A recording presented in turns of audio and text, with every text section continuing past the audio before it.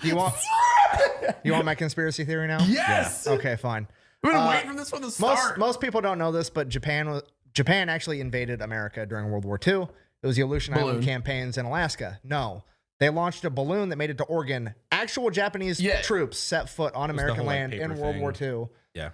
And it was called the Aleutian Island Campaign. Marines and Canadian soldiers beat them back. That was the end of it. We talked about this on a prior podcast. Yeah, we did. But the campaign was already plotted out. They were going to fight through Alaska, down through Canada, attack the West Coast. They were also going to take over Panama, cut off the East and West Coast, fight up through Latin America and Mexico, and then take over Central America. I love how fighting through like 1,000 miles of Canada was not even a concern for them. Oh, the balloon went completely unnoticed the whole way through. It's fine.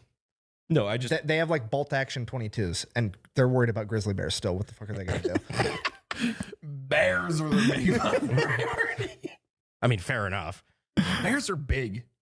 Anyway, especially Canadian bears. So the Aleutian Island campaigns is a thing, and if you look at the trajectory of the Aleutian Island campaigns, the balloons followed the exact trails that the Japanese wanted to follow in World War II.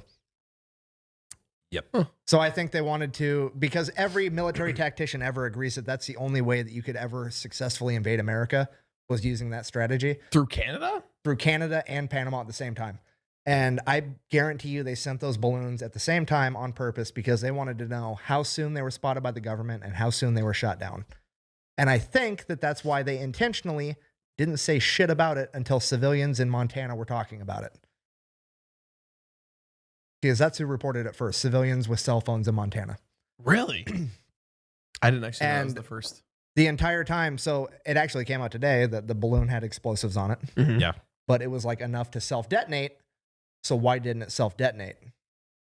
And it also came out because the United States had a U-2 Dragon spy plane above it the entire time, and it had the new KC-130 rivet joint, which is a 30 military personnel electronic warfare plane. Oh. So it was jamming and or reading every electronic signal that came in and out of that balloon the entire time. That's why it cock blocked it from self-detonating. And I know this is one of those things that's fucking rad. That's so fucking So it's cool. like- I didn't know this. No, either. it's I like didn't a know that warlock. either. So we have the warlock system for strikers or anything. That is how I was going to say, ID please don't make this a D&D thing. Jesus Christ. Like, What do you mean? What's wrong with D&D? so we're talking about real, like, people who get laid shit right now, okay? So we'll go to are D&D we, later. D&D. That's fine. I have got laid. So the wow. warlock. Oh man, that's how that works. Okay. Because strikers have warlock systems, which are the antennas on the back of a striker, where it interrupts any cell phone. But that's why they just did hardwired triggers. Yeah, 12 volts. Well, that's why I'm wondering, though, like, you brought up a good point, like, with the satellite things. Like, what the fuck were they trying to get that they couldn't otherwise get? They wanted to know what America's countermeasures were to that. Reaction They wanted time, us too. to see our reaction times. Like, what's your hand?